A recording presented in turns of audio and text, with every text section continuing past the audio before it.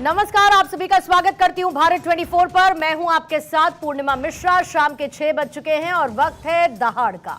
जब इरादे मजबूत होते हैं तो नतीजे भी नजर आते हैं और नक्सलवाद का सफाया करने के जो मजबूत इरादे किए गए उसके भी नतीजे सामने हैं। गृह मंत्री अमित शाह ने 31 मार्च 2026 तक नक्सल के अंत की डेडलाइन तय की थी और उससे एक दिन पहले यानी कि 30 मार्च को यह ऐलान कर दिया गया कि भारत अब नक्सल से मुक्त हो चुका है। वो नक्सलवाद जिसकी शुरुआत 1967 में पश्चिम बंगाल के नक्सलबाड़ी से शुरू हुई और धीरे धीरे उसका दायरा देश के 12 राज्यों में फैला। तिरुपति से पशुपतिनाथ तक लोग नक्सलवाद के लाल आतंक के दलदल में फंसते गए। इस रेड कॉरिडोर की वजह से करीब 20 करोड़ लोग प्रभावित थे, क्योंकि इसके बनने के बाद 1971 में नक्सली हिंसा की 3620 घटनाएं दर्ज हुई। नक्सलियों के पास जितने भी हथियार बरामद किए गए, इनमें से 92% हथियार पुलिस बलों और थाने से लूटे गए थे। यानी जिस नक्सलवाद को अभाव में शुरू हुए आंदोलन का नाम दिया जाता रहा, उसका आधार ही हिंसा थी और हिंसा के रास्ते बारूद की मदद और बंदूक की नली से कभी कोई समाधान नहीं निकला। हमारे देश में तो आजादी भी बंदूक से नहीं बल्कि सत्याग्रह से हासिल हुई थी, तो फिर बंदूक की नली से शासन को भला कैसे बर्दाश्त किया जा सकता? फिर भी इस लाल आतंक के कुछ हमदर्द हैं। पुलिस और जवानों की जान लेने वाले, सड़क रास्ते स्कूलों को उड़ा देने वाले, विकास के रास्ते में रोड़ा बनने वालों के साथ सहानुभूति भला कैसे दिखाई जा सकती है? और सबसे बड़ा सवाल यह कि जब पश्चिम बंगाल से होता हुआ नक्सलवाद पूरे देश में फैल रहा था तो उसे रोकने के लिए सही कदम क्यों नहीं उठाए गए? 30 मार्च को जब अमित शाह संसद में नक्सल की समाप्ति का ऐलान करने के लिए आए तो उनके निशाने पर कांग्रेस बेवजह नहीं थी। और आज दहाड़ में अपनी चर्चा के दौरान इसी सवाल को आगे बढ़ाएंगे कि नक्सलवाद क्या सिर्फ एक आंदोलन था या फिर देश के सिस्टम को खत्म करने की कोई सोची समझी साजिश? और कांग्रेस पर लगाए अमित शाह के आरोप भी चर्चा का हिस्सा रहेंगे। लेकिन उससे पहले गृह मंत्री अमित शाह की बड़ी बातें आपको सुनवाएंगे। हमने लक्ष्य किया था कि 31 मार्च को नक्सल मुक्त करेंगे। मैं पूरी व्यवस्था होने के बाद देश को भी सूचित करूंगा, मगर मैं ऐसा बोल सकता हूं, धड़ल्ले से बोल सकता हूं कि हम नक्सल मुक्त हो गए हैं, ऐसा कहने में कोई तकलीफ नहीं। कई सारे बड़े काम जो आजादी के वक्त से इस देश की जनता चाहती थी कि कभी ना कभी हो, वो सारे काम नरेंद्र मोदी जी के 12 साल में हुए और अब ये नक्सलवाद से मुक्त भारत की रचना भी नरेंद्र मोदी जी के शासन के अंदर ही हो रही है। भारत जोड़ो यात्रा में कई नक्सल फ्रंटल संगठन हिस्सा लिए, इसका रिकॉर्ड है। हिडमा जब मारा गया, मान्यवर 172 जवानों को मारने वाला हिडमा जब मारा गया, इंडिया गेट पर नारे लगे, कितने हिडमा मारोगे, हर घर से निकल लेंगे हिडमा। ये वीडियो को राहुल गांधी ने स्वयं ट्वीट किया है। तो आइए आगे बढ़ने से पहले आज दहाड़ के सवाल, फिर उसके बाद मेहमानों के साथ करेंगे चर्चा। पहला सवाल आज यही रहेगा, क्या अब भी देश में बचे हैं नक्सल के हमदर्द? बंदूक की नली से शासन के विचार का समर्थन क्यों? मोदी शाह का अगला निशाना अर्बन नक्सल का खात्मा। वक्त रहते नक्सलवाद को फैलने से आखिर क्यों नहीं रोका गया? कांग्रेस और नक्सल के बीच क्या सचमुच है कोई रिश्ता? हमारे साथ मौजूद हैं बीजेपी के प्रवक्ता आरपी सिंह साहब, कांग्रेस के प्रवक्ता दीपक झा हमारे साथ मौजूद हैं, समाजवादी पार्टी के प्रवक्ता कपिल श्रीवास्तव जी हैं, आरके सिंह साहब पूर्व आईपीएस हमारे साथ स्टूडियो में इस वक्त मौजूद हैं, सूर्य प्रकाश मैथिल जी पॉलिटिकल एनालिस्ट हमारे साथ मौजूद हैं और साथ ही हरेंद्र कुमार सिंह पूर्व मीडिया सलाहकार सीएम झारखंड हमारे साथ चर्चा का हिस्सा हैं। आप सभी मेहमानों का स्वागत करते हुए सबसे पहले थोड़ा सा कोर में जाना होगा और इसीलिए शुरुआत मैं करूंगी हरेंद्र कुमार सिंह साहब आपके साथ, क्योंकि ऑन ग्राउंड की सिचुएशंस को हम ये नहीं कह सकते। सिंह साहब आप कुछ कहना चाह रहे हैं? पहले अनम्यूट करेंगे सिंह साहब, आपकी आवाज नहीं आई मुझे। हाँ अभी आवाज आ रही है आपको? आ रही है सर जी। मैं एक हल्का सा एक कॉन्टेक्स्ट, मतलब नक्सलवाद का एक पैरेलल जो हुआ उसका, क्योंकि हम भुगतोगी हैं उसका एग्जांपल देता हूँ, आपकी डिबेट का टोन सेट हो जाएगा। जी बताइएगा। 1980 के दशक में भिंडरावाला को खड़ा किया था श्रीमती इंदिरा गांधी ने। बेकायदा संजय गांधी ने, ज्ञानी जैल सिंह ने, कमलनाथ ने, अरुण नेहरू ने, इन सब ने इंटरव्यू लेकर उसको आशीर्वाद दिया। बाद में वो भस्मासुर बन गया। वो उसी प्रकार से मामला था जिस प्रकार से यहाँ पर हो रहा था। और अभी हमारे रहते हुए अमृतपाल ने कोशिश करी थी, अमृतपाल कहाँ है सबको पता है, वैसी कोशिश करी थी कि मैं देश में खराबी कर सकूं, पंजाब का माहौल खराब कर सकूं, एक टैक्स सिर्फ बताने के लिए। ठीक है, अब हरेंद्र कुमार जी मैं आपके पास आ जाती हूं, क्योंकि अब ये कहा जा रहा है कि नक्सलवाद मुक्त हो चुका है भारत। अब इसमें समझना ये जरूरी है कि पहले की क्या स्थिति थी, आज की क्या स्थिति है। आंकड़े हम सबके सामने हैं। ये भी आरोप लगाए गए और इसमें एक पॉलिटिकल मैसेजिंग भी हुई कि पहले की सरकारों ने वो कदम नहीं उठाया नक्सलवाद को खत्म करने के लिए जो उठाया जाना चाहिए था। और चूंकि आप झारखंड से ताल्लुक रखते हैं, झारखंड भी एक वो राज्य है जहां पर नक्सलवाद ने अपने आप को एक्सपैंड किया। वहां के आदिवासी इसकी वजह से समस्याओं से जूझते रहे और कई ऐसे आदिवासी भी रहे जिनको नक्सल बताकर उनके साथ क्रूर व्यवहार किया गया। आज की सरकार जब यह कहती है कि देश नक्सल मुक्त हो चुका है, तो ऑन ग्राउंड डिफिकल्टीज को देखते हुए हरेंद्र कुमार सिंह साहब, आपको कैसा लगता है एक देशवासी के तौर पर, और झारखंड से आप ताल्लुक रखते हैं तो उस तौर पर? देखिए, बात ऐसी है कि नक्सलवाद से का उन्मूलन के लिए पोटा तो 2002 में ही आया था, तो ख़त्म तो बहुत पहले हो जाना चाहिए था। लेकिन बीच की सरकारें, मैं किसी पर आरोप नहीं लगा रहा हूँ, अगर वो निरंतर प्रयास चलता रहता तो बहुत पहले नक्सल ख़त्म हो गया रहता। लेकिन आज के केंद्र की जो सरकार है, जिस तरीके से अपने स्ट्रॉन्ग विल पावर का प्रयोग करके नक्सल को ख़त्म करने का कोशिश किया है, निश्चित तौर पे सराहनीय तो है। लेकिन ग्राउंड स्तर पर देखा जाए तो उस विचारधारा पर जाना पड़ेगा कि नक्सल का कैसे उत्पत्ति हुई। अगर हम उस रूट पे नहीं जाएंगे तो नक्सल हम ऊपर से खत्म तो कर दिए हैं, लेकिन फिर पनपता हुआ नजर आएगा। तो ये जो ग्रामीण जो लोग हैं, जो आदिवासी लोग हैं, जो निर्दोष कभी कभी सफ़र करते भी हैं, तो सवाल इस बात का है कि उन निर्दोष इनोसेंट आदिवासियों को उस शोषण के तौर पर किसने लाया? उन नक्सलियों ने लाया। तो बीच की सरकारें अगर अपने निरंतर प्रयास करती रहती, 2004 में जो पोटा को खत्म नहीं किया गया रहता तो शायद बहुत पहले खत्म हो गया रहता ये नक्सली। अब देखिए, नक्सलियों के चलते क्या होता है कि विकास बिल्कुल अवरुद्ध हो जाता है। अच्छे अच्छे लोग जो इन्वेस्टमेंट करना चाहते हैं, जो चाहते हैं कि विकास ये किया जाए, तो ग्रामीण क्षेत्र से में कुछ विकास हो नहीं पाता है, जिसका नतीजा आज ये है कि हम अभी भी देश के कुछ जो ऐसे ग्रामीण हिस्से हैं जो अभी भी विकास से बहुत दूर हैं। अब जब सवाल है कि नक्सल तो खत्म हो गया ऊपरी सतह पे, बट विचारधारा में परिवर्तन लाने की जरूरत है, जो हमारे केंद्र की सरकार शायद बखूबी इसको करेगी। ठीक है, क्योंकि इतना बड़ा काम कर दिया अगर केंद्र सरकार ने, तो निश्चित तौर पे वो भी काम करेगी कि उनके विचारधारा में परिवर्तन, आमूलचूल परिवर्तन लाकर मुख्य धारा में लाने का प्रयास करेगी कि वे ग्रामीण अपने स्वतः विकास के मुख्य धारा में शामिल हो सके और आ सके। ये बात आपने बहुत इंपॉर्टेंट कही है, इसीलिए मैंने आपके साथ शुरुआत की कि अब अगला टारगेट या जो अगली लड़ाई है वो उस विचारधारा को लेकर है क्या, और उस विचारधारा को लेकर सरकार का रोड मैप क्या है। लेकिन उससे पहले एक बार दीपक झा जी मैं आपके पास आती हूँ, फिर सिंह साहब मैं आपके पास, हरेंद्र साहब मैं इसके बाद आपके पास आऊंगी, थोड़ा समय आपको और देते हुए। लेकिन दीपक झा मैं कहना चाहूंगा उसके लाइन एक बात, बोलिए।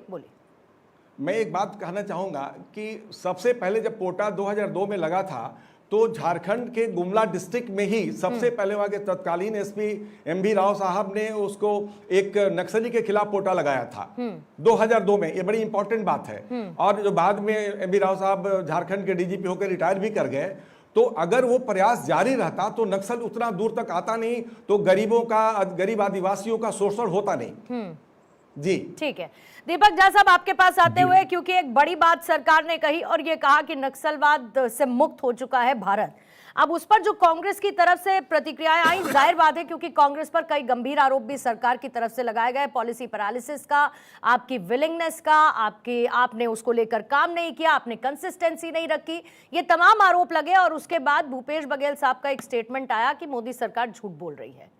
अब पहली बात ये कि आप लोग इस बात का दर्द बहुत अच्छी तरीके से समझ सकते हैं कि नक्सलियों की तरफ से की गई हिंसा का असर क्या होता है, और छत्तीसगढ़ कांग्रेस की सरकार के लिए एक बहुत बड़ा उदाहरण है जब आपकी पूरी लीडरशिप को नक्सलियों ने वहां पर खत्म कर दिया था। तो अगर नक्सलवाद से देश मुक्त हो रहा है तो उसमें इफ एंड बट क्यों, बजाय इसके कि हां सरकार ने काम किया और सरकार ने इसमें उपलब्धता हासिल की और आगे और काम करने की भी जरूरत है। देखिए पूर्णिमा जी, पूरा देश नक्सलवाद से परेशान था, खासकर से झारखंड, बंगाल, बिहार और उड़ीसा और आपका छत्तीसगढ़। तो ये जो एरिया थे आदिवासी बाहुल्य क्षेत्र था, तो यहाँ बहुत परेशानी थी, पूरे देश ने देखा। और आपने सही बात बोली कि कांग्रेस का पूरी तरीके से अगर खात्मा हो गया तो छत्तीसगढ़ में तो नक्सलवादियों ने ही किया था, तब भाजपा की सरकार थी। तो बात यह है कि आज क्या हालात है इस देश में, जुमलों की सरकार चलती। आप कहते थे कि हम महंगाई कम कर देंगे, भ्रष्टाचार कम कर देंगे, घुसपैठिए कम कर देंगे, आज आपने कह दिया कि हमने नक्सलवाद।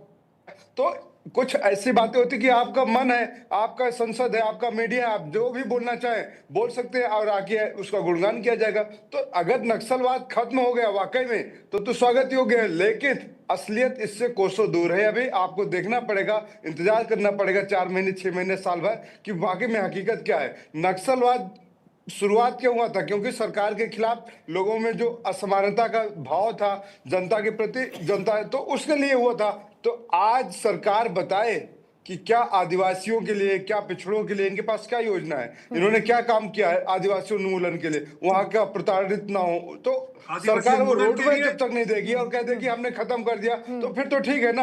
आपने कहा कि महंगाई खत्म हो गई, डॉलर गिर गया, कोई बात नहीं, देश चंगा है जी। मोदी जी कहते हैं हम विश्व गुरु बन गए हैं, चौथी अर्थव्यवस्था बन गए हैं, तो सब कुछ अच्छा ही अच्छा हो रहा है ना। तो फिर हम परेशान क्यों होते हैं? फिर तो इस देश में कोई परेशानी है नहीं, कोई बीमारी है नहीं, कोई मर्ज है नहीं, कोई दुश्मन है नहीं, फिर तो सब कुछ अच्छा हो गया।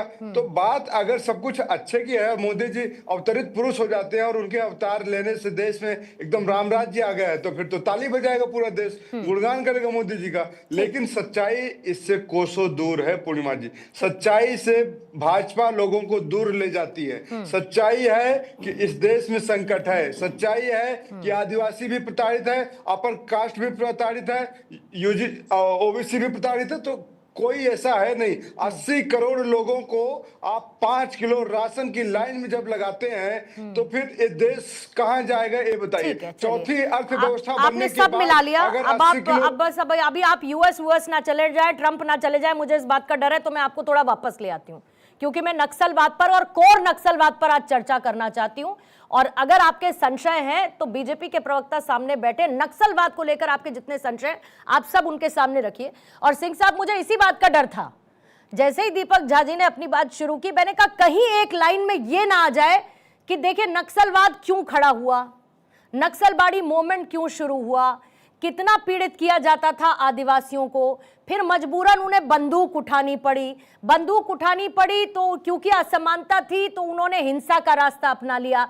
यही जस्टिफिकेशन सालों से सुनते आए, ये भूल गए कि इस नक्सलवाद ने देश का कितना बड़ा नुकसान कर दिया। सिंह साहब 10 सेकंड मैं आपको बताऊंगा। पहले सुन लीजिए दीपक जी, पहले सुन लीजिए। सलवा जुडूम याद करिए, सलवा जुडूम याद करिए, चिदम्बरम को, और याद करिए मासूम आदिवासियों को। मैं वही कह रहा हूँ कि जब याद करिए 76 सीआरपीएफ जवानों को तो ठीक है, दंतावाड़े में शहीद हुए, ठीक है, इन्हें सुनेंगे, सिंह साहब को सुनेंगे। याद करिए 172 लोगों को अगर हमने उसको मारा था, हमने इसको खत्म करने के लिए प्रयास किया था, तब यही भाजपा चीख रही थी, तब यही भाजपा कोर्ट का चक्कर लगा रही थी, तब यही भाजपा सरकार में सत्ता में मलाई खा रही थी। तो इनके साठ घाट के द्वारा ही इसका नक्सलवाद का प्रायोजित पल्लवित और पुष्पित हुआ है। तो भाजपा जो आज सुप्रीम कोर्ट ने सलवा जुडूम पर सवाल उठाए थे कि नहीं उठाए थे? नक्सलवादियों का ही चेहरा सलवा जुडूम पर सुप्रीम कोर्ट ने सवाल उठाए थे कि नहीं उठाए थे दीपक झा साहब?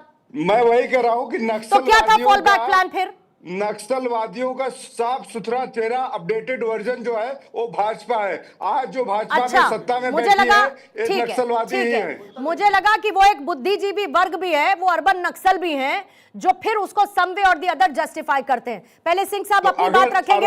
अब अच्छा ठीक है, अब इनको बोलने दीजिए। सिंह, अब दीपक जी आप इनको बोलने दीजिएगा, आप सिंह साहब को अपनी बात रखने दीजिए। सिंह साहब बोलिएगा।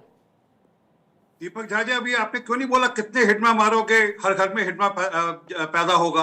बोलो ना एक बार, आप बोलो ना, आप बोलो ना एक बार। वही राहुल गांधी ने उसी को रीट्वीट किया था। डायरेक्टली मुझे रेफर करिए प्लीज। मैं पॉइंट टू पॉइंट चलिए, सारी चीजें समझना चाहती हूँ। पूर्णिमा जी, मैं कांग्रेस के लीडर स्पोक्स पर्सन पूछने जाता हूँ हाँ। कि कितनी बार ये बोलेंगे कितने हिटमा मारोगे, घर घर में हिटमा जन्मेगा। असल में क्या कि इनकी, और उसको रीट्वीट करते हैं, उस प्रवचन को, उस पूरी बात को रीट्वीट करते हैं। ये मतलब मतलब इससे ज्यादा अशोभनीय क्या हो सकता है। परंतु उससे नहीं, जब 76 जवान मारे गए दंतावाड़ा में, तब चिदम्बरम साहब ने क्या बयान दिया था कि नहीं आपको सरेंडर, आपको छाट देने की जरूरत नहीं। अरे नक्सलवाद, अगर आप कह रहे हो कि आदिवासियों के अंदर कोई कमजोरी नहीं, जहां आदिवासियों की डेवलपमेंट नहीं, तो 70 साल तक तो सरकार में आप भी रहे, 55 साल तो सरकार आपने चलाई, आपने क्यों नहीं उनकी डेवलपमेंट करी? आपने उनकी चिंता क्यों नहीं करी? मैंने अभी आपको इससे शुरू में एग्जांपल दिया। पंजाब, हम तो भुगतभोगी हैं आज तक उस बात के। पंजाब में भिंडरावालों को खड़ा करने वाली कांग्रेस पार्टी, पंजाब में भिंडरावालों को परोसने वाली कांग्रेस पार्टी, और उसके चलते पंजाब सफर किया। इसी प्रकार धारा 335 को लेकर इस प्रकार का वार, और यासीन मलिक जैसे लोगों को यहाँ पे रेड कार्पेट बिछा कर देते, वही नक्सलवादियों के लिए यही करते थे। ये इनके लिए नक्सलवादी एक हथियार थे, उनको ये रेड कार्पेट का स्वागत करता है। हमने तय किया कि नक्सलवाद को समाप्त करना है, तो आज जब अमित शाह जी पार्लियामेंट में कह रहे हैं कि नक्सलवाद समाप्त हुआ, तो नक्सलवाद समाप्त हुआ। और ये जो कह रहे हैं देखेंगे, अरे 370-35 के बाद राहुल गांधी गए थे कहने के लिए कि नहीं पंजाब कश्मीर में कत्लो गैरत हो रहा है, पंजाब कश्मीर में वहां पर खून की नदियां बह रही हैं, और उसी को इमरान खान ने कोट किया था यूएन की असेंबली के अंदर। तो आपका जो बैकग्राउंड है सबको जानकारी है। आपने देश में, इवन यही नहीं, मैं तो असम में भी रहा, असम के अंदर इस प्रकार से जो घुसपैठ हुआ, उसको लेकर भी एक सॉफ्ट कॉर्नर लगा था कांग्रेस पार्टी का, और उसका चलते हुए आज असम के अंदर जो दिक्कतें हमको खड़ी पाई गई, वो सबके सब इसी कारण से थी कि इनके सॉफ्ट कॉर्नर्स के कारण से, इनके जो एटीट्यूड जो सॉफ्ट कॉर्नर वाला रहा, वही एटीट्यूड इनका नक्सलवाद को लेकर रहा। सजवा जुल्म की बात करते हैं, उसके चलते हुए क्या नुकसान हुआ सबको जानकारी है। आपका जो एटीट्यूड ओवरऑल रहा कि हम किसी प्रकार से चीजों को अंडर द कारपेट रखें, हम अपनी मीठी मीठी बात करते रहे, और आपने डेवलपमेंट क्यों नहीं की? मैं पूछ रहा हूं आपसे स्पष्ट रूप से, आपने हिम्मत क्यों नहीं की वहां पर टावर लगाने की? वहां पे हिम्मत क्यों नहीं की स्कूल्स खोलने की? वहां पे हिम्मत क्यों नहीं की पुलिस स्टेशन खोलने की? नहीं करी ने आपने हिम्मत। ये अमित शाह जी के और मोदी जी के चलते आज वहां पर ये सब हुआ, और आज नक्सलवाद वहां पर समाप्त हो गया। ठीक है कपीश जी, कितना इंपॉर्टेंट था रेड कॉरिडोर से ग्रोथ कॉरिडोर की तरफ शिफ्ट करते हुए लोगों को मुख्य धारा में लेकर आना, नक्सलवाद को खत्म करना। लगातार हो रहा है सरेंडर, लगातार हो रहा है एनकाउंटर नक्सलियों के, जिन्होंने पूरे के पूरे इन इलाकों में एक दहशत फैला रखी थी। और क्योंकि दीपक झा जी हैं, तो इसीलिए ये बताना बहुत जरूरी है कि जब इनकी कांग्रेस की पूरी लीडरशिप छत्तीसगढ़ में खत्म हुई, उस वक्त मैं लाइव न्यूज कवरेज दे रही थी। जब हमारे जवानों को लैंडमाइन से उड़ा दिया गया, उस वक्त मैं लाइव कवरेज दे रही थी। जब हमारे जवानों की गाड़ियों को उड़ा दिया जाता था नक्सलियों द्वारा, तब मैं लाइव कवरेज दे रही थी। तो नक्सलवादियों ने कितना देश का नुकसान किया है, यह बहुत गहराई से समझ में आता है, और इसीलिए इनका खात्मा जरूरी था, और माध्यम था विकास, माध्यम था उनको मुख्य धारा में लेकर आना। कितना इंपॉर्टेंट आप इसे मानते हैं कपीश श्रीवास्तव जी? नहीं, बिल्कुल, इसमें कहीं दो राय नहीं है कि जिस तरीके से क्रमबद्ध रूप से तमाम सरकारों ने प्रयास किया है, सिर्फ ये कह देना कि अमित शाह जी और मोदी जी की सरकार ने किया है, ये ठीक नहीं है। इन्होंने भी किया है, और क्रमशः कोई चीजें होती हैं अनुक्रम में। विकास भी अचानक नहीं कि पहली सीढ़ी पे आप पैर रखेंगे तो आखिरी पे फिर डाल देंगे, बीच में कोई सीढ़ी नहीं बनेगी। भाई अभी पूर्व डीएसपी साहब कह ही रहे थे कि 2002 में कोटा आया था, कोटा को लागू किया गया, और उसके बाद क्रमबद्ध तरीके से तमाम सरकारों ने जिस तरीके से शिक्षा पे काम किया है, जिस तरीके से फूड बिल बना, अन्य तमाम ऐसे बिल बने जो अपलिफ्टमेंट करते हैं गरीब लोगों को, जो जस्टिफाइड करने के लिए तमाम तरीके बने कि उनको न्याय वहां तक पहुंच सके। मुसलसल तमाम सरकारों की देन है कि आज अमित शाह साहब खड़े होकर के ये बात कह रहे हैं, और उनकी प्रशंसा करता हूं कि अगर भारत वाकई उनके आंकड़े के अनुसार, उनके कहने के अनुसार नक्सल जो है मुक्त हो गया है, तो इससे बढ़िया बात क्या हो सकता है। लेकिन आंकड़े ये कहां से प्रस्तुत कर रहे हैं, ये हमारे आरपी सिंह साहब से पूछवा दीजिए, क्योंकि एनसीआरबी के जो आंकड़े हैं वो 2023 तक के हैं, उसके बाद के नहीं है। और जो उसके बाद के एक जनरल आंकड़े जो तमाम सूत्रों से आते हैं, वो मैंने जब जानने की चेष्टा की तो पता चला कि मार्च 2026 तक 70% कमी आई है, यानी कि अभी भी 30% है, और वो 30% कब 100% में बदल जाएंगे, अतिशयोक्ति नहीं मैं कह रहा हूं। इस पर सरकार को अभी और भी ध्यान देने की जरूरत है, इस नहीं। बात के लिए कि हम अपने लिए ताली पिटवा लें, हम अपने लिए जो है थाली पिटवा लें, उससे देश और देश के आंकड़े नहीं चलते अमित शाह साहब। क्योंकि आपने कहा था कि आतंकवाद भी अब खत्म हो गया, 370 हट गया। देखिए हमने नोटबंदी कर दी, देखिए आतंकवाद खत्म हो गया। खत्म हो गया क्या? पूछ पूछ करके मारा गया। पूरा भारत ने एक लगभग युद्ध लड़ा जो अभी भी सस्पेंडेड है इनके अनुसार, जिसको अमेरिका ने रुकवा दिया। तो हम तो ये कहते हैं कि आप वाकई में काम करें, केवल अपनी पीठ थपथपाने के लिए ना करें, ठीक है। देश को वाकई और हकीकत बतावें। और एक चीज और भी हम कहेंगे, इस मूवमेंट में हमारे भी 550 से ज्यादा सिपाही हमने खोए हैं, हमने भी 750 से ज्यादा अपने सिविलियंस खोए हैं, और जो उन लोगों ने खोए हैं वो भी 750-800 हैं, इंडियंस ही थे। उनका हृदय आप परिवर्तित क्यों नहीं कर पाए? अगर आपने पुलिस स्टेशन वहां पे खोले, अगर आपने एजुकेशन हब बना दिया, अगर आपने नक्सलियों की बड़ी मदद की उनको मुख्य धारा में शामिल करने के लिए, तो इतने एनकाउंटर्स आपको क्यों करने पड़े? तो ये तो बुलडोजर वाली सरकार है। ये जहां पर नक्सली कार्रवाई नहीं होते हैं, अर्बन क्षेत्र में भी आप देखिए बुलडोजर चलाते हैं। ठीक है, या एक 30 माफिया को सेकंड्स मारने जरा के लिए बटन दो इन दे रही माफिया हूं को मैं नहीं करते। सिंह साहब आपको, फिर उसके बाद मैथिल साहब और सिंह साहब इधर मैं आपके पास आऊंगी। आरपी सिंह साहब 30 सेकंड्स। देखिए, ये उन आंकड़ों को चैलेंज करें जो कि पार्लियामेंट के अंदर रखे गए हैं, जो पटल पर रखे गए, उस आंकड़ों को चैलेंज करने की कोशिश करें। जो आंकड़े अमित शाह जी ने रखे, वो आंकड़े बिल्कुल दुरुस्त और ठीक हैं, इसमें कहीं क्वेश्चन मार्क लग नहीं सकता। पहली बात, क्योंकि पार्लियामेंट में जो रखती है उस पर क्वेश्चन लगने का कोई कारण नहीं है, पहली बात। दूसरी बात, ये अभी कह रहे थे कि नहीं नहीं नहीं उनको मारने की जरूरत क्या पड़ी। हमने दोनों जगह दोनों ऑप्शन रखी थी। जिन्होंने सरेंडर करना था उनको सरेंडर के लिए ऑप्शन दी, उनकी चिंता भी करी, फिर सरेंडर करने के बाद आगे मुख्य धारा में बने रहे, उसके लिए भी हमने चिंता करी। और जिन्होंने नहीं सरेंडर किया उनके लिए तो वही बुलडोजर वाला रास्ता, और कोई रास्ता है ही नहीं। आपको बुलडोजर से दिक्कत होगी तो होगी, क्योंकि आपका सॉफ्ट कॉर्नर रहता होगा के लिए। बैटलफील्ड कैसे बन गए उसके एक बहुत बड़ी नजीर आपके सामने है। आदिवासियों के साथ जो भी भेदभाव जिस तरीके का हुआ, आदिवासी मुख्यधारा से नहीं जुड़ पाए, ये हमेशा से चिंता का विषय रहा है। लेकिन पॉलिटिकल बैटलफील्ड तो कम से कम नहीं बन सकते हैं। वो कहते हैं झूठ बोल रहे हैं, उधर वो कहते हैं हमने खत्म कर दिया है, लेकिन कुछ कुछ जगह फिर भी एक्टिव है। अभी आगे का चैलेंज आपको क्या दिखता है और इसमें पॉलिटिकल बार्गेनिंग का कितना स्कोप है? धन्यवाद पूर्णिमा जी। पहले तो आपको और पूरे देश को भारत माता की जय, वंदे मातरम। और मैं आपको एक बात कहूं कि अभी जो भी अमित शाह जी ने कहा वो 100% सच है। 2014 में जब देश की सत्ता प्रधानमंत्री जी के हाथ में आई थी, उस समय में 180 जिले भारत के नक्सल प्रभावित थे, जिसमें से 126 तो बहुत ज्यादा स्थिति खराब थी। अब मुझे कांग्रेस के प्रवक्ता से कुछ एक लाइन याद आ गई। उनकी याद आई तो कुछ जख्म पुराने निकले, दिल की मिट्टी को कुरेदा तो खजाने निकले, और शहर में करता था जो सांप के कांटे का इलाज, जब उसके तहखानों को टटोला तो वहां सांपों के ठिकाने निकले। ये यहां बात कर रहे हैं। मैं आपको एक उदाहरण दे रहा हूं, छोटा सा उदाहरण, उसी से समझ जाएंगे कि असलियत में नक्सलियों को मुख्य धारा में बिल्कुल एब्जॉर्ब कराने का काम किसने किया, सिस्टम में बैठाकर नक्सलियों को पालने का काम किसने किया? पहला कन्हैया कुमार।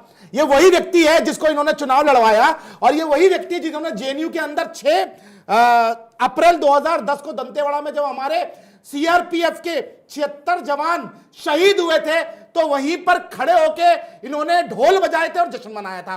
जैसा कि अभी भी हिडमा के मारे जाने के बाद राहुल गांधी ने ट्वीट किया था, तुम कितने हिडमा मारोगे, हर घर से हिडमा निकलेगा।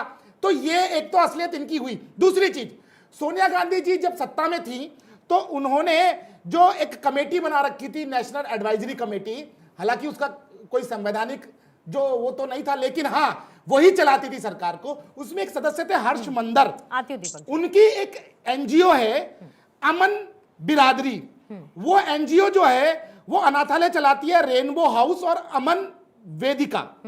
उसके अंदर जो संचालिका है, आपको जान के हैरानी होगी कि वो सर्टिफाइड नक्सली हैं। उसका नाम है कांदुला सीरी शाह एलियस पद्माक्का।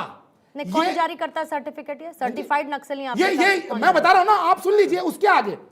और इस महिला के पति का नाम वो है अक्की राजू हरा गोपाल उर्फ रामकृष्ण। सुन लीजिए, पॉइंट पर आइए। अरे ये वो व्यक्ति है जिन्होंने की मलकागिरी के डीएम को इन्होंने वो अपहरण किया था। अच्छा। और उसके बदले में इन्होंने नक्सली जो है वो रिहा कराने की बात की थी और तब नक्सली रिहा भी हुए थे और हर्ष मंदर जी ने पूरा पूरा सहयोग किया था। ये अरुंधति राय हो गई और बहुत सारे नाम मैं गिना दूंगा जो कि इनकी स्पेशल लिस्ट में थे। ये लोग नक्सलियों को पाल रहे थे। असलियत में मैं बताऊं पूर्णिमा जी, नक्सली जो व्यवस्था है ना वो विकास से जुड़ी हुई नहीं है, वो विचारधारा की लड़ाई है। और ये लोग वहां पर उन एक्सट्रीमिस्ट को पालते हैं, पोसते हैं ताकि वहां विकास ना हो पाए। और जो फंड वहां आ रहा था, आप देखिएगा, अगर डेटा उठा के देखेंगी आप, अगर अपने एनालिसिस को बोलेंगी तो जब जब कांग्रेस की सरकार रही वहां पर नक्सल प्रभावित जिलों के अंदर ठीक है फंड पूरा लगाया गया, लेकिन विकास नहीं हुआ। और आज 90 किलोमीटर की सड़क हिडमा की छाती पे, हिडमा की छाती पे दंतेवाड़ा में बना दी गई। आप कॉन्ट्रडिक्ट कर रहे हैं। अगर आप ये कह रहे हैं कि नक्सलवाद के खात्मे से विकास का कोई लेना देना नहीं, अगर विकास का लेना देना नहीं होता तो फिर विकास के जरिए नक्सलवाद को खत्म करने की बात आज की सरकार नहीं कर रही होती।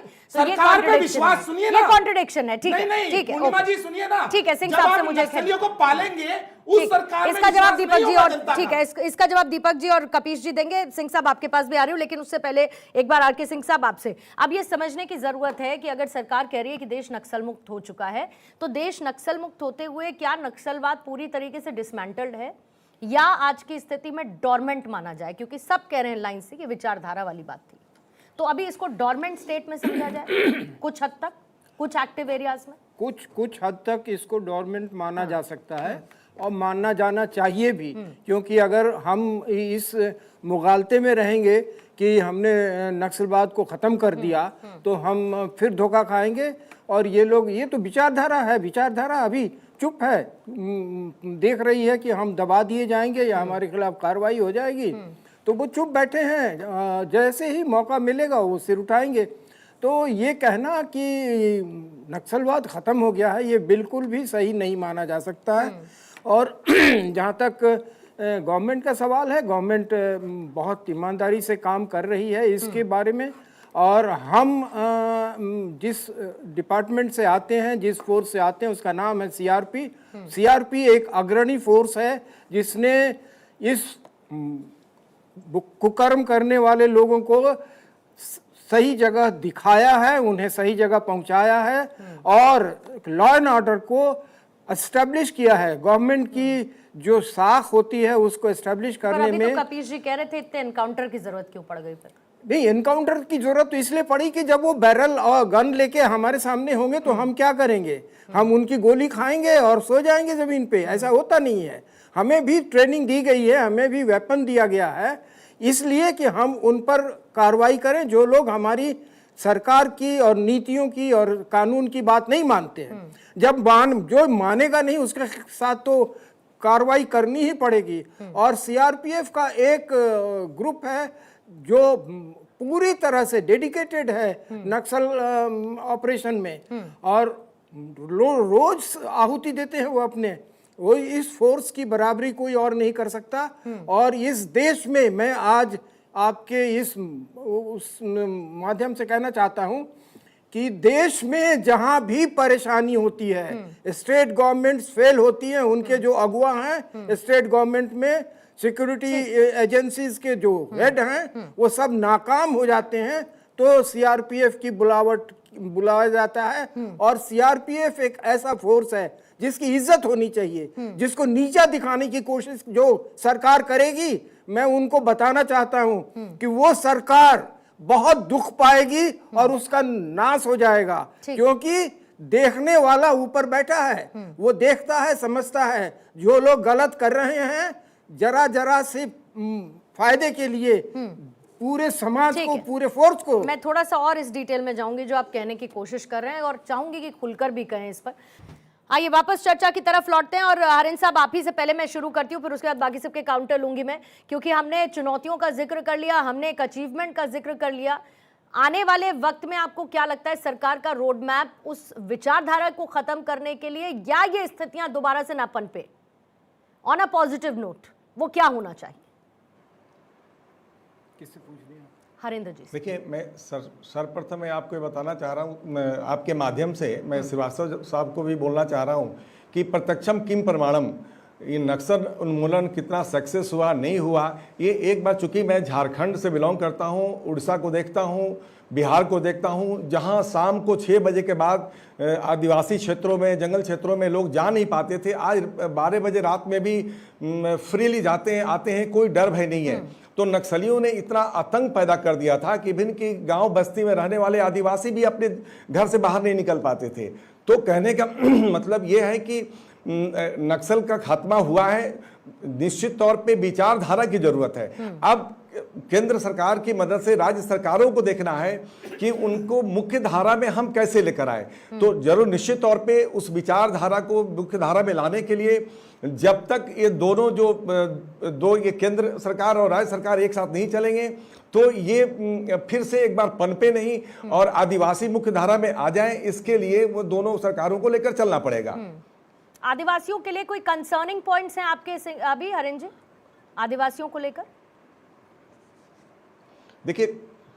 देखिए आदिवासी अब उन्मुक्त होकर अपना फ्रीली काम करने लगे हैं। अब ग्रामीण क्षेत्रों से शहरों में आने लगे हैं, अपनी जीविका उपार्जन करने लगे हैं। उनके जो जंगली क्षेत्र के जो प्रोडक्ट्स होते थे वो सब शहर क्षेत्र में आने लगे। पहले तो ये जो नक्सली थे उनको आने ही नहीं देते थे, निकलने ही नहीं देते थे, जिसका नतीजा क्या होता था कि बेचारे एक समय का खाना भी ठीक से नहीं खा पाते थे। इवन कि उनके घरों में झोपड़ियों में आकर नक्सली उनके ही खाने खा जाया करते थे। तो अब सवाल है कि वो अब स्वतः विकास के रास्ते पर चल पड़े हैं, इसलिए कि उनको एक माहौल बना है, क्योंकि नक्सलियों का उन्मूलन, नक्सलियों का खात्मा एक मैसेज गया है कम से कम इन तीनों राज्यों को, तो मैं देख रहा हूं। इसीलिए मैं कह सकता हूं कि आदिवासी स्वतः विकास के रास्ते पर चल पड़े हैं। ठीक है। अब जरूरत है सरकारों को, चाहे राज्य की सरकार हो या केंद्र की सरकार हो, कि उसको कैसे एक लाइन एक्शन दे, क्यों आगे बढ़े। ठीक है दीपक जी। जी देखिए पूर्णिमा जी, यहाँ पे बहुत सारी बातें हो गई। कुछ लोग बैठ के कन्हैया कुमार को नक्सली बता रहे हैं, तो इनका दिमाग क्या है ना कि वो नक्सलवादी सोच के लोग हैं। तो कन्हैया कुमार अगर नक्सली है तो खुला हुआ घूम रहा है, सरकार क्या कर रही है? पहला सवाल तो यही उठता है। पुलिस क्या कर रही है? प्रशासन क्या कर रहा है? तो अमित शाह जी क्या है, अमित शाह जी का देखिएगा 2016 से लेके 21 तक इन्होंने भाषण देते थे आसाम में जाके कि हमको चुनाव जितवा दो, हम सारे के सारे घुसपैठिया मुक्त कर देंगे आसाम को। और अभी जाके फिर कहते हैं कि हम घुसपैठिया मुक्त कर देंगे। इनसे जरा पूछे कितने घुसपैठिए आपने आसाम से बाहर भगाए, कितने घुसपैठिए आपने दिल्ली से बाहर भगाए, मुंबई से। तो ये सिर्फ और सिर्फ जुमलों की सरकार। मैं भी चाहता हूँ नक्सल मुक्त हो, शायद आप भी चाहते होंगे। सारा सरकार का सारा रेटोरिक है और कुछ भी नहीं। दूसरी बात, आप सोनम वांगचुक को क्या मानती है पूर्णिमा मिश्रा? नहीं, मैं आपसे पूछ रही हूँ कि जो सरकार कह रही है वो सारा का सारा रेटोरिक है आपके हिसाब से, और नहीं, कोई मैं कुछ भी नहीं हो रहा। मेरा भी सवाल है, सोनम वांगचुक क्या है? देशद्रोही है, उसके ऊपर आप जब मन चाहे एनएसए लगा के जेल में डाल देते हैं, और जब आपका मन चाहता है एनएसए हटा देते हैं। किसी भी निर्दोष प्राणी को, किसी भी निर्दोष हिंदुस्तानी को आप जब चाहे जेल में डाल देंगे, जब चाहे जो आरोप लगा देंगे। जिसको चाहे जो बना देंगे। अरे नक्सलवाद खत्म करिए ना भाई, नक्सलवाद से पूरा देश पीड़ित है, पूरा व्यक्ति पीड़ित है। तो नक्सलवाद खत्म होना हर व्यक्ति की चाहत है, हर व्यक्ति चाहता है, हर हिंदुस्तानी चाहता है। लेकिन नक्सलवाद के नाम पे आप जो अपनी घटिया राजनीति कर रहे हैं, हर व्यक्ति को आप उदाहरण दीजिए। नक्सलवाद के नाम पर कौन सी घटिया राजनीति? उदाहरण दीजिएगा, 2 उदाहरण लूंगी आपसे दीपक झा साहब। यहाँ पे जो बैठ के कन्हैया कुमार को नक्सलवादी बता रहे हैं। नहीं, सरकार का बताइए, छोड़िए इनका, छोड़िए सरकार का बताइए, 2 एग्जाम्पल बताइए। नहीं, मैं बता दिया ना कि यहाँ टीवी चैनल पे बैठ के नक्सलवाद के नाम पर, नक्सलवाद के नाम पर 2 एग्जाम्पल बताइए। नक्सलवाद के नाम पर ऐसा क्या हुआ? दूसरा एग्जाम्पल दे रहा हूँ। सोनम वांगचुक को आप क्या, अरे मैं नक्सलवाद बोल रही हूँ, नक्सलवाद समझ में आया? नहीं, सोनम वांगचुक को क्यों? अरे मैं नक्सलवाद पर चर्चा कर रही हूँ आज। फिर देशद्रोहियों पर, देश प्रेमियों पर फिर अलग से चर्चा करेंगे। अभी नक्सलवाद पर चर्चा करें तो नक्सलवाद पर चर्चा करिए। 2 एग्जाम्पल आपसे पूछे मैंने दीपक झा साहब, बाद में मत कंप्लेन करिएगा, बाद में मत कंप्लेन करिएगा। नक्सलवाद पर स्ट्रिक्टली कह रही हूँ मैं। नहीं, धमकी मत दीजिए, कह रही हूँ कि नक्सलवाद पर बात करिए, पत्रकार की तरह, नक्सलवाद पर बात करिए, नक्सलवाद पर बात करिए। दीपक झा जी, आपको क्या समझ में आता है उसके लिए मैं रिस्पॉन्सिबल नहीं हूं ना। 50 बार कहा कि नक्सलवाद पर चर्चा कर रहे हैं, अब आपको ये धमकी लगती है तो लगे, क्या कर सकती हूँ उसका बताइए ना। दीजिए, धमकी आपका देना काम है। फिर वही बात, मैंने क्या कहा, आपको क्या लगता है इससे फर्क नहीं पड़ता ना। और उसके लेकिन लिए ना मैंने मैं कहा- जिम्मेदार हो सकती हूँ। मैं सुनिए, ये कह सुनिए। सकती हूँ आपसे कि नक्सलवाद पर चर्चा करें। 2 उदाहरण दीजिए।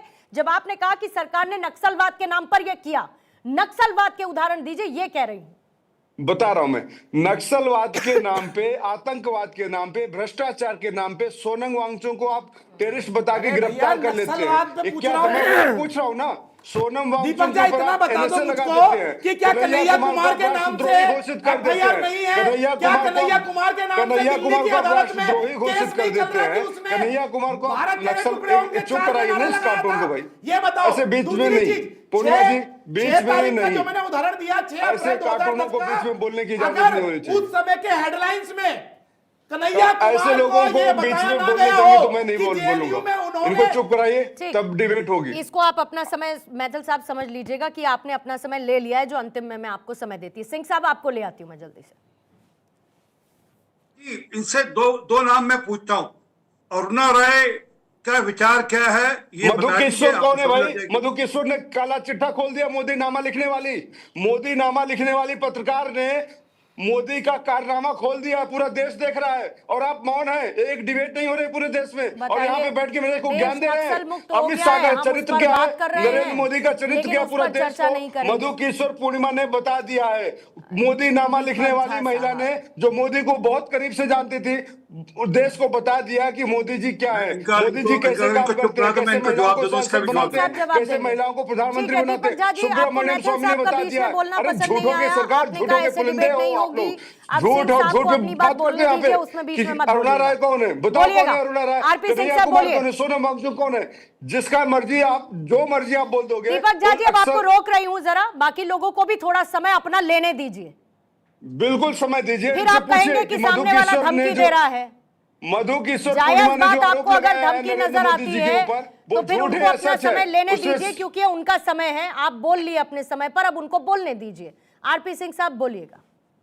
देखिए, जैसे ही शीशा दिखता है वैसे ही दिक्कत तकलीफ शुरू हो जाती है। मैंने अभी अरुणा राय का नाम लिया था सर, उससे पूछा था उनकी विचार क्या है, उनकी विचारधारा क्या रही है। वो मधु किशोर पूर्णिमा का नाम ले NSC लिया मैंने, मधु किशोर पूर्णिमा का नाम ले लिया मैंने। मोदी जी का मोदी नामा लिखने वाली महिला ने मोदी का कारनामा लिखा है, बताया है मोदी जी क्या है, बताया मोदी जी कितने महान है, बताया मोदी जी को महिलाओं के लिए क्या क्या सम्मान है। जरा तो दीपक जी मोदी की जी आवाज इतने थोड़ी देर महान के है, लिए मधु नीचे किशोर करेंगे। पूर्णिमा ने बता दिया पूरे देश दीपक को। जी की आवाज सुनने थोड़ी की देर के क्षमता लिए नहीं बंद रखते, विषय करेंगे। आपका नक्सलवाद पर आरपी है। सिंह साहब, अब आप बोलिएगा। एग्जैक्ट 1 अच्छा मिनट चलिए, आपका अभी रख रही अगर हूँ मधु सर। किशोर का नाम लिया तो मैं इनसे पूछता हूँ, सुब्रमण्यम स्वामी ने जो सोनिया गांधी जी को लेकर उनका जो कैरेक्टराइजेशन किया उसके बारे में कुछ जवाब दे देंगे आप?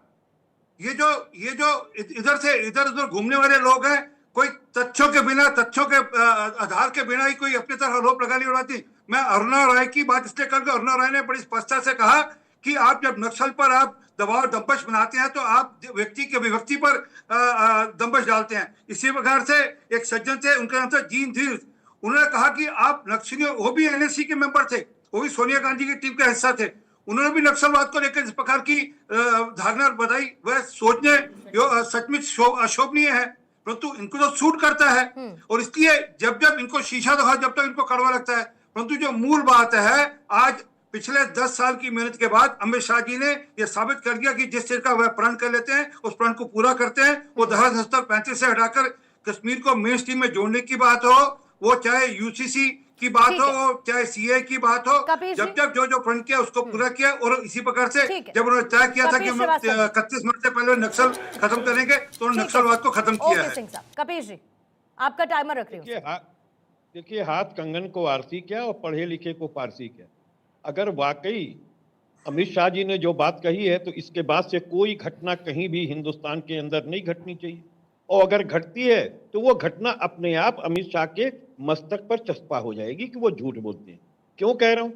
पुलवामा के अंदर जो RDF, जो उसमें 46 हमारे जवान मारे गए, आप मुझे बताओ, एक चार्जशीट नहीं ला सकी सरकार।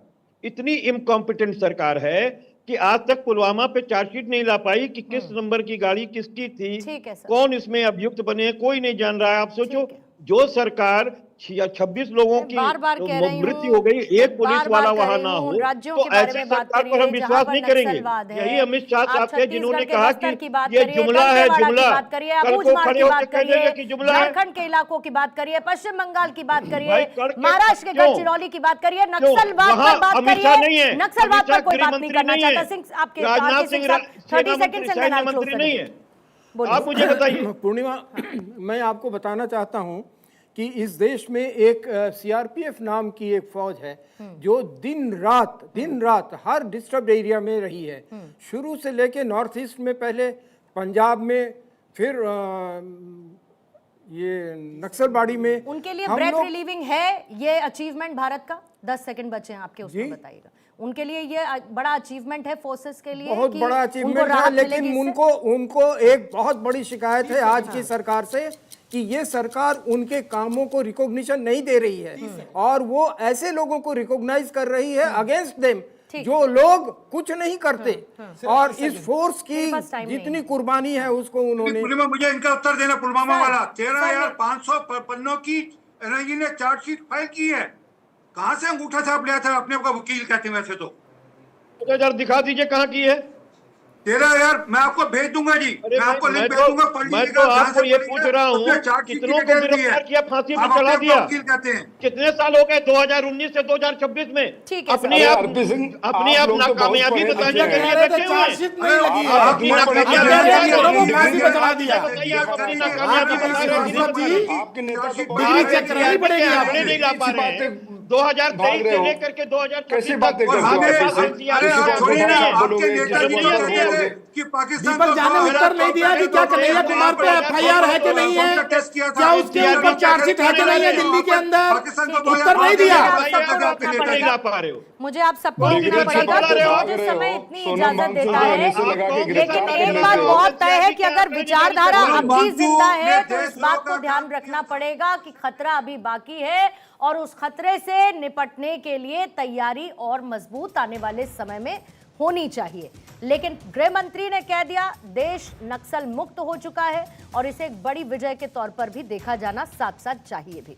शुक्रिया आपका आरपी सिंह साहब, दीपक झा जी, कपीश जी, आरके सिंह साहब, साथ ही सूर्य प्रकाश मैथिल जी और हरेंद्र कुमार सिंह, आप सभी का धन्यवाद दहाड़ की चर्चा में शामिल होने के लिए।